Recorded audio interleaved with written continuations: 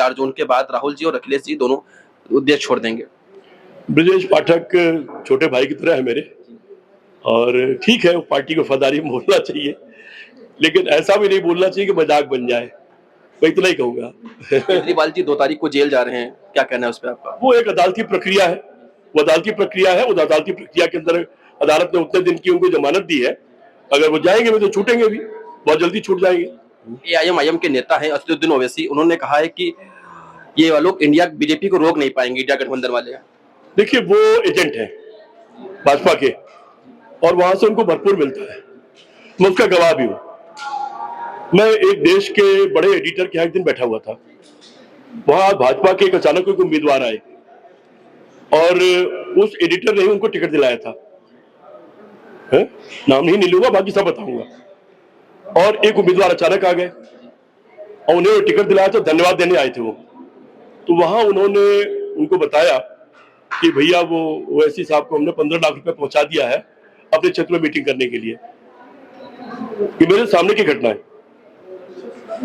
ये मेरी मौजूदगी की घटना है। मैं उस एडिटर से मिलने गया था, पर्सनल दोस्ती हमारी उनसे है। वो ये रोक नहीं पाए कि एक आदमी बैठा मत बोलो।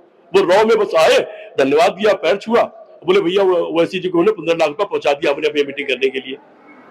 प्रधानमंत्री ने कहा कि एक इंटरव्यू में कहा कि जब तक गांधी पे फिल्म नहीं बनी थी उन्हें कोई जानता नहीं था। प्रधानमंत्री जी जो बोलने लगे हैं ना, पूरी दुनिया में जिस तरह मजाक उड़ रहा है, मतलब बहुत शर्मनाक है। प्रधानमंत्री जी को यह समझना चाहिए कि लंबे समय तक वो मुख्यमंत्री रहे। भारत जैसे महान लोकतंत्र के 10 साल से प्रधानमंत्री हैं, उनको तहजीब होनी चाहिए बातचीत करने की। उनको ये मालूम होना चाहिए कि क्या बोलना चाहिए और क्या नहीं बोलना चाहिए। उसका मजाक उड़ता है, देश का मजाक उड़ता है, मेरे आपका मजाक उड़ता है। मेरे भी प्रधानमंत्री जब तक वो प्रधानमंत्री है, लोकतंत्र है, लोग आएंगे जाएंगे, कोई हारेगा कोई जीतेगा, फिर आएगा फिर जाएगा, ये होता रहता है। लेकिन हार से इतना बौखला जाना कि उल जरूर कुछ भी बोलने लगना, सड़क पर हेलीकॉप्टर से चलने लगना, पीछे रैली चलने लगना, सहारनपुर की लड़कियों का कारोबार बना देना, और नवीन पटनायक से ये पूछना कि उनको पता ही नहीं कि जिले की राजधानी क्या है। तो अब ये अजब अजब केस है। वो एक विज्ञापन है ना, कुछ लेते क्यों नहीं। लेकिन प्रधानमंत्री जी तो कहते हैं मैं जिस दिन बोलूंगा उस दिन 7 पीढ़ियों के पाप खोल के रख दूंगा कांग्रेस के। बोले, तत्काल बोले, आज ही बोलना चाहिए।